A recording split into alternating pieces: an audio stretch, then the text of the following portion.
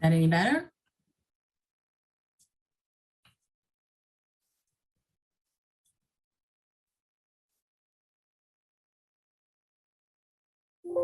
Yes, I can.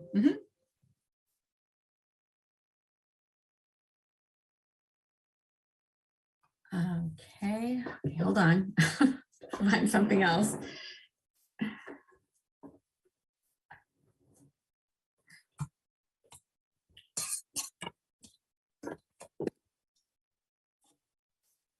Can I scoot up something?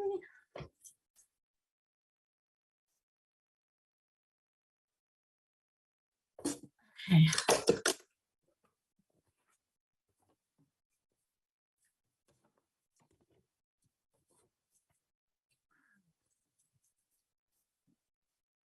Okay.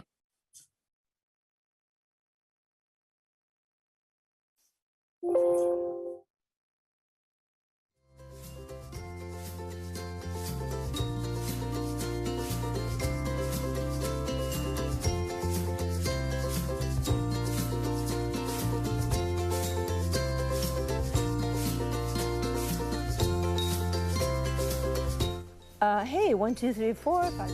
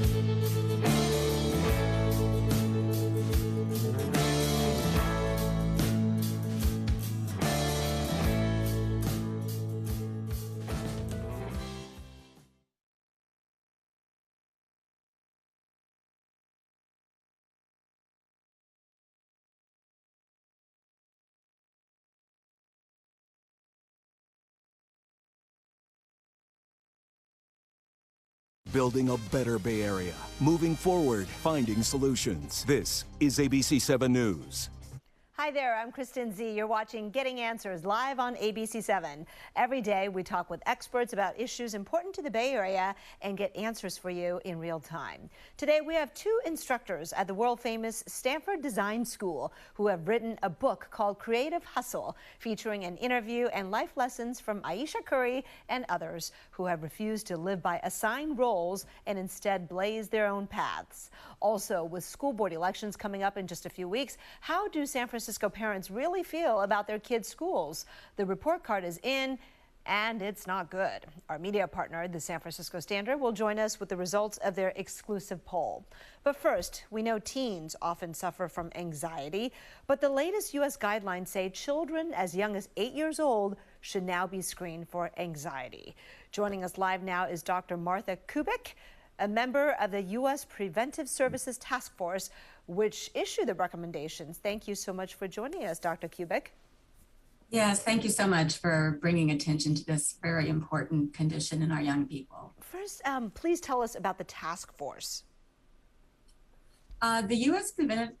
Preventive Services Task Force has been contributing to preventive health care in the U.S. since about 1984.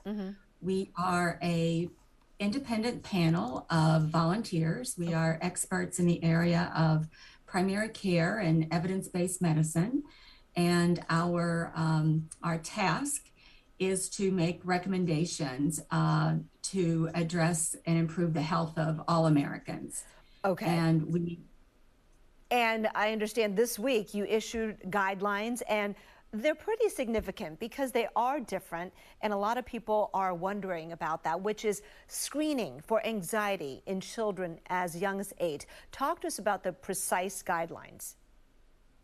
So this is a new recommendation statement from the U.S. Preventive Services Task Force, and as you note, we did a thorough review of the research evidence, and we are recommending that primary care clinicians screen all children starting at age 8 that present to the primary care practice without signs and symptoms of anxiety. So a screening tool is to help us identify young people who are potentially suffering from anxiety so that we can connect them to the care they need to get better. How does this differ from the old guidelines? So for anxiety, we have never had a recommendation statement for anxiety before. So this is a brand new recommendation. We are also at the same time, we have updated recommendation statements for depression screening in young people and reviewed the literature. The last time we looked at this was in 2016. So we update our recommendations every 4 to 5 years. So we continue to recommend screening for depression in young people starting at age 12. We also looked at suicide risk, the screening for suicide risk in young people. That was last looked at in 2014. And unfortunately, we do not have the evidence that permits us to make a screening recommendation for suicide risk in young people. So that is, it's inconclusive, and what we are calling for is more research in this very important area. Why this need? As you said, this is the first time you've had these guidelines for anxiety. Is it that you're seeing an increasing prevalence of anxiety in very young children in America? Yeah, that's a really good question. At the task force, we bring in new topics at the recommendation of the public. Anyone can make a suggestion for a topic for us to recommend. The recommendation to screen for anxiety in young children was made several years ago, actually preceded the pandemic. Certainly we know that rates of anxiety in young kids were increasing even before the pandemic. And since that time, growing concern about even further increases. Let's talk about the who, where, and how with the screening. You mentioned, primary doctors. So is it like at your pediatricians when you do your annual checkup, they ask you a few questions, or is it done at school? How do you see that being done? So the task force makes recommendations specifically for primary care clinicians. So this is a recommendation for a primary care provider in their practice to start screening for anxiety in their young patients, starting as young as age 8. Okay. And to your point, that could happen at the time of an annual exam, a school physical, a sports physical, but also as kids get older, they're not into primary care as often. Sometimes they're just showing up for their cold or their rash. So we also want to encourage primary care clinicians to be opportunistic.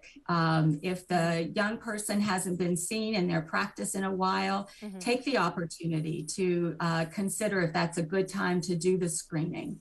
I don't know if you are so precise as to tell them how to do the screening or if you leave that up to the doctors, but what are the things that you look for, whether it's signs that are manifested or questions that are asked? Because I imagine this could be helpful to parents too.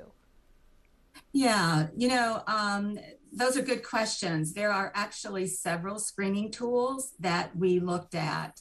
Anxiety is like an umbrella term. There are different kinds of anxiety. So as you can imagine, some tools are very specific to a kind of anxiety or a type of anxiety, whereas others are a bit more global in their reach for assessing. So we looked at 10 different research studies that were available to us and felt confident walking away from that review, recommending screening as a strategy to pick up young children early. But also recognizing that the screening tool needs to sort of fit the circumstance, the age of the child, the presentation into the practice. So we're not recommending one tool over another. Okay. But what are some signs, right, that parents can also look for in their own kids? Yeah, anxiety can be a perfectly normal reaction, a stress response. Something happens and we're fearful or we worry. But when we get overly concerned is when symptoms are persistent and when they are very intense. And they then have an effect on the child's behavior. A young person who had been very interactive with their friends and engaged in family life is suddenly withdrawn, is worried about leaving home, is worried about when their parents leave home. These are the sort of symptoms that we would encourage a parent to be aware of. But also realize that if you think your child is having symptoms of anxiety, that's a situation that needs to be evaluated at that time by a primary care clinician. That's not a screening situation. What the screening does is it opens the door for us to consider young people who aren't overtly presenting with symptoms, that a parent may not be aware that there's something going on with the child. Right. So a screening allows us to have that set of questions that we can review with a child and a parent to perhaps pick up something early so that we can intervene and facilitate next steps for that child to see if we have something that we need to be worried about. All right, Dr. Martha Kubik, part of the task force that came up with these new guidelines with regard to anxiety screening in kids. Thank you so much for your time today. Thank you so much for having us here and talking about this important topic. Thank you. Absolutely. Coming up next, a pair of teachers at Stanford Design School are here to help us tap into our creative hustle. We'll explore their new book as they share tips to create the life you've always imagined and hoped for. That's next on Getting Answers.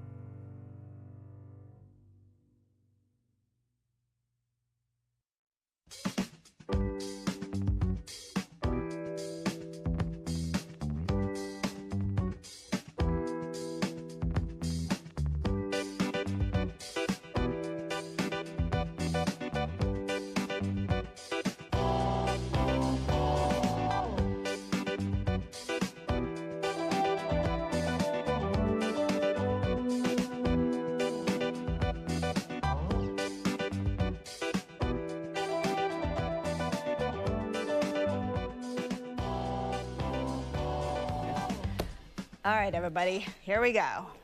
3, 2, 1. Have you ever felt stuck in your job or your life and feel like you're settling and opposed to chasing your dreams? No matter the circumstances you were born into or the label others may put on you, you can chart your own course to happiness. That's the subject of a new book called Creative Hustle, written by the co-teachers of a course by the same name at the Stanford Design School, better known as the D School. Joining us live now to teach us the Creative Hustle, Sam Seidel and Tunde Sobomehin. Thank you so much for joining us, Sam and Tunde. Good to see you both. Great to be with you again, always. Thank you for having us. Well, Tunde, you say again because our viewers have seen you before. You've been with us as the co-founder of Street Code Academy, an East Palo Alto-based nonprofit that offers free tech and entrepreneurial classes. They are great, by the way, folks. They are free, and they have multiple sessions a year, so check it out. But Sam, welcome to the show. You are in charge of the K-12 lab at Stanford D School. For people not familiar with it, what is the Stanford D School? The Stanford D School is a place where everyone in the world, particularly on the Stanford campus, but everyone in the world can come to have their creative competence boosted. All right. And part of that is your course. The two of you teach a popular course called The Creative Hustle. And now, for free, without having to go to Stanford, our audience gets to learn the key lessons in your new book, which you make clear is not a self-help book and not a book about making money doing what you love. Then what is it? This is a book that came out of years that Sam and I have had trying to work with students, across all communities and trying to figure out what works best for them, right? What is my own personal path in this world going to be? And as you said beautifully in the intro, it's not always going to be something that was predetermined or something that was paved before you. So how do you get the confidence to do your own thing? And we saw some incredible people in our lives do that. We brought them together in this class. We sort of took apart the lessons that they learned, and we had, one big takeaway, that everybody in the world had these gifts that are unique to yourself. Everybody has goals. Sometimes we don't tap into them and write them down, but that there are 3 sort of areas that kind of can bridge your gifts to your goals. I think we have a graphic of that. So let's throw that up while you walk us through those 3 Ps, if you will. Absolutely. So, we have principles at the top. We found in the best creative hustlers have this strong core sense of who they are, and they can identify that. And that's unique to wherever we are personally. Then they have great people. There's people around them that can help them, people around them that can motivate them. And how do you use those people in your community to help you bridge that is core. And then you have these practices, daily rituals, daily things you put in place to make sure that you're taking steps, getting closer to your goals every day. Okay, you give Ayesha Curry as an example of a creative hustler. How so? What are the lessons we learn from her? Man, well, I mean, we learned a lot from her, and one of the both the joys and the pains of working on this book was that we had such a constraint in terms of what we could share. But one of the beautiful things we learned from her is about a tattoo that she has of a tree. And she talked about that tree as a metaphor that touches on a lot of what Tunde was just sharing. So those roots, like what are the roots? And she gave us the lesson that we shared at the end of that chapter, which is asking all of our readers, like, what are the roots of your tree? What is the foundation? What are those things that will never change, that guide you, that feed you, that nurture you? Then there's the trunk, right? Which is like those principles, those core beliefs. And then you start to get these branches. And over time, what she explained to us is those can change, right? So there might be one pursuit that's more around doing something in the culinary arts. Another pursuit might be doing something more related to entertainment, right? So you have these things that branch off.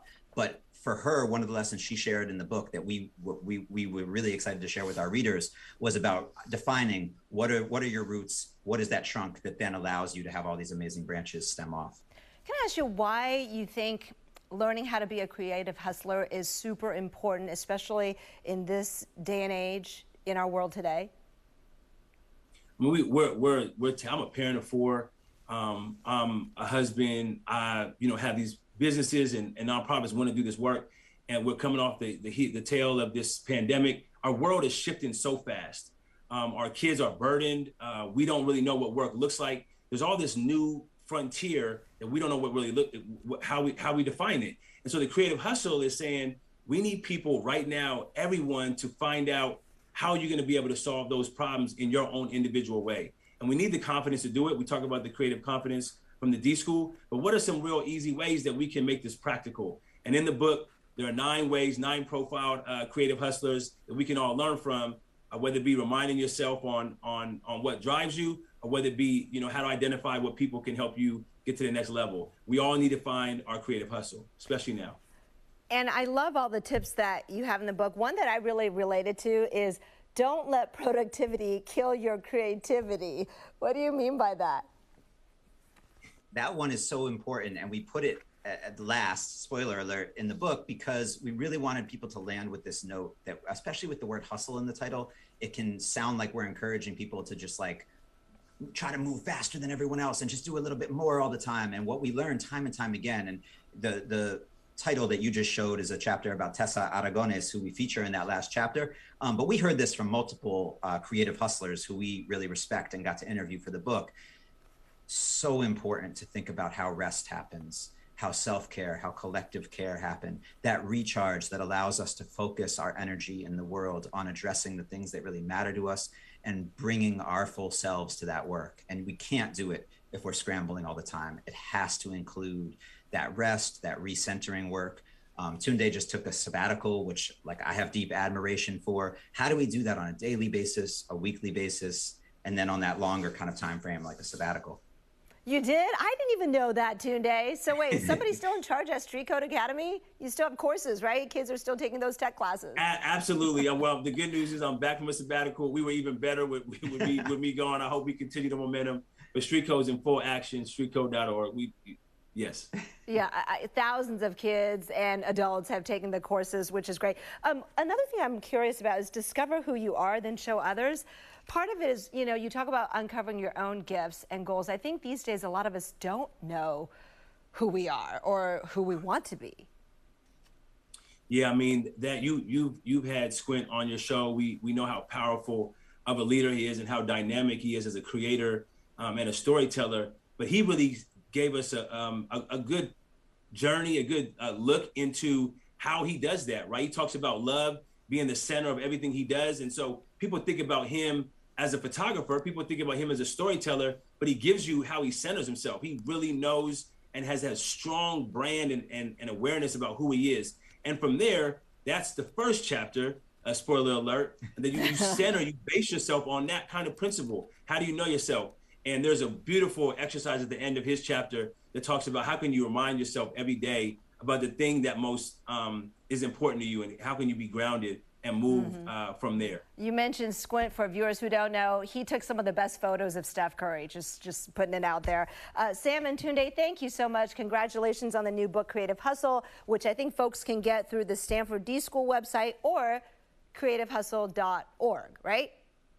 That's right, creativehustle.org. Right. Thank you so much for having us on. Thank you so much. Appreciate it. Peace.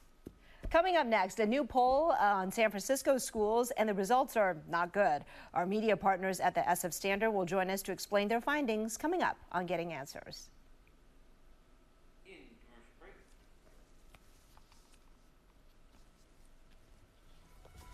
All right.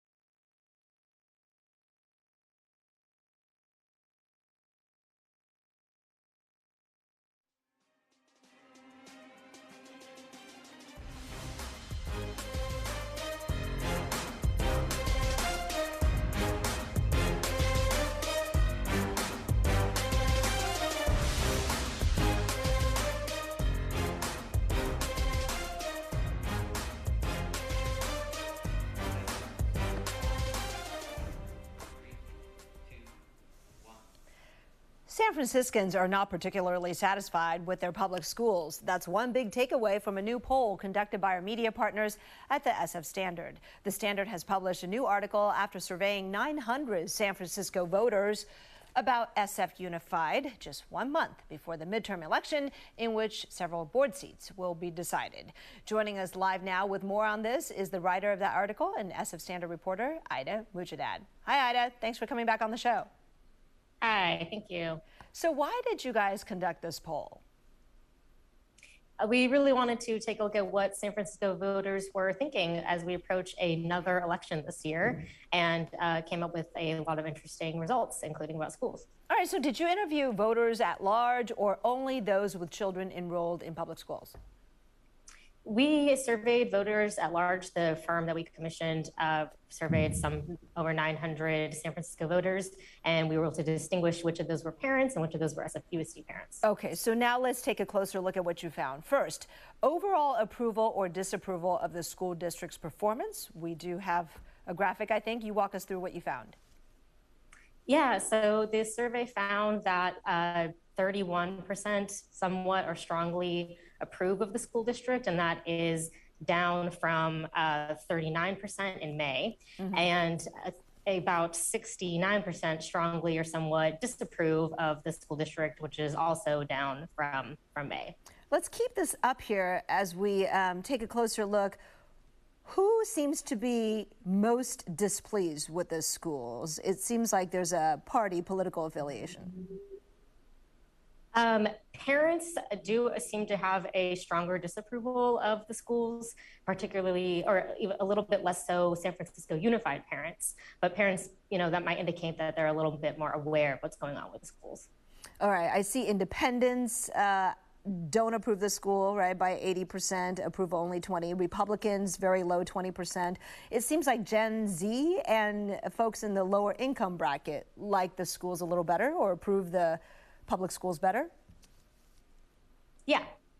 Interesting. Okay, so do you know what this is suggesting in terms of,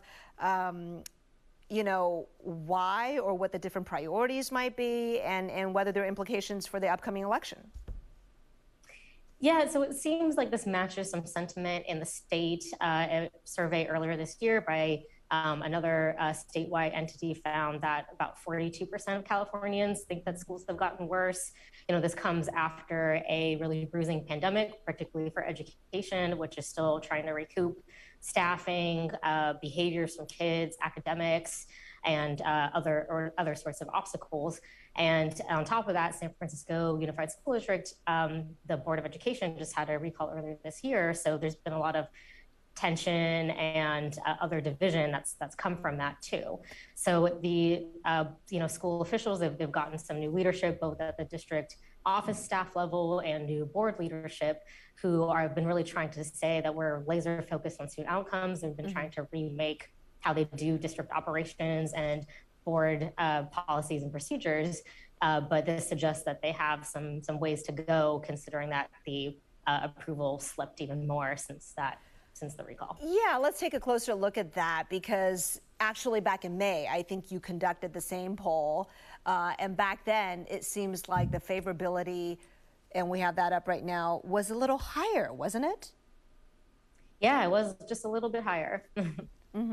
And interesting that the recall happened and some changes were made, for example, to Lowell High School's admission policy, yet the unfavorability continues to climb. How do you explain that? I also found that interesting and noted that as well. It's possible that just as time goes on and these issues aren't getting resolved, and that the catch up that the school districts like San Francisco Unified, not just SF Unified, but other districts have a lot of catching up to do, and the longer that takes, the harder I think it is for voters and parents to have that patience. Possibly. Was there much of a gap between the favorability at the schools of parents who actually have kids in the district or parents who are just parents but don't have kids actually in San Francisco public schools? Yeah, so among SF Unified parents, those who designate themselves as such, I believe it's a negative net approval rating of 44%. And that is a little bit better than parents as a whole. But both of them are worse than San Francisco voters as a whole. So as I mentioned earlier, it might indicate that they're just a little bit more plugged into the issues. So real quickly, has SF Unified responded to the findings of the poll? Yeah, they acknowledge that it's been a really rough couple of years for education and that San Francisco is not very different in that case. And in responding to a couple of particular respondent comments about the lottery system, for example, one respondent said they were worried about entering their kids into the lottery system and having to navigate that because their kids aren't in the system yet. They're too young right now. Mm-hmm. And so, for example, the district said, well, we are overhauling our student assignment system. They haven't come out with the zones yet, but that is supposed to help with ease of choice and proximity, and supposed to help diversify the schools, which is also related to another comment that someone made about how the schools need to desegregate. All right, well, it looks like they have their work cut out. Ida, Mojadad, thank you so much for sharing the results of your poll. And you can check out more of the San Francisco Standard's other original reporting on their website, sfstandard.com.